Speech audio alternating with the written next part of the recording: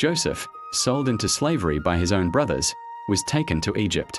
There, he was purchased by Potiphar, an officer of Pharaoh and captain of the guard. But the Lord was with Joseph, and he became a successful man in the house of his Egyptian master. Potiphar saw that the Lord was with him and that the Lord made all he did to prosper. So Joseph found favor in his sight and became his personal attendant. Potiphar put him in charge of his household and all that he owned. From that day, the Lord blessed the Egyptian's house for Joseph's sake. Now Joseph was handsome in form and appearance. And after a time, his master's wife cast her eyes on Joseph and said, "Lie with me." But he refused and said to his master's wife, "Look, my master has put everything he has into my charge. He has kept nothing back from me except you, because you are his wife.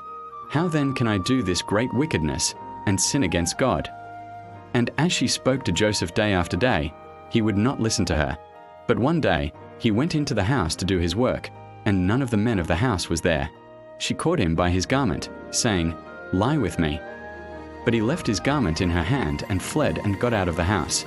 When she saw that he had left his garment in her hand and had fled, she called to the men of her household and said to them, "See, he brought in a Hebrew to insult us.